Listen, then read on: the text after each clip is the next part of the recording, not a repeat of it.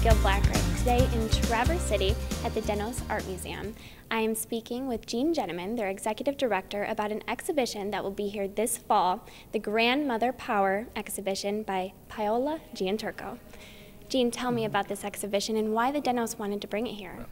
Well, this exhibition, as you said, is called Grandmother Power, a Global Phenomenon. And it is based on a book by Paola Gianturco, who is an author and photographer, travels the world sort of documenting particularly the lives of women. Several years ago, we hosted her here with an exhibition based on her book, Celebrating Women. This is sort of an extension of that as she looks at grandmothers around the world and the impact that they're having. Grandmothers are living longer.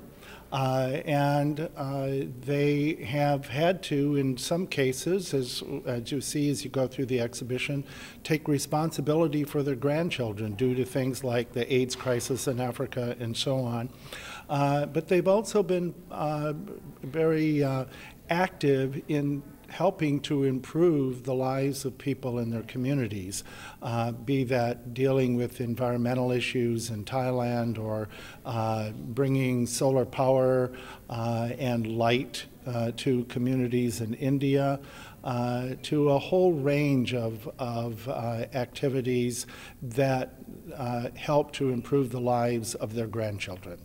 That's wonderful. So the really cool thing about this exhibition that you were telling me about earlier is that as people walk around, they'll actually be able to tune into their cell phones on your guys' website and have an interaction with the exhibition. Yes, Paola, at each one of the stations, if you will, of this exhibition or the areas that are talked about, she has brief commentary. It was originally set up as a cell phone tour, but here you'll still use your cell phone or handheld device. You will go to our website because we have full Wi-Fi throughout the building.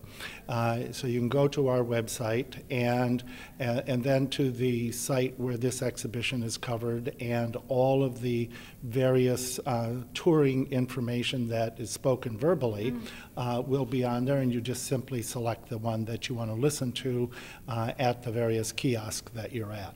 That's great. And so I just love this exhibition, how commonly today it's really important to note that women can do and will do anything that they put their minds to. And the really neat thing about this exhibition is it's not just talking about women of specific ages, younger ages. It's talking about the women who typically you see, okay, they're retired. Nope, not these women. They're not stopped by that. No. And as I said earlier, I mean, this is a group of people in our society who are living longer as life expectancy grows. And so they're around to have impact in their communities, and they're determined to do that.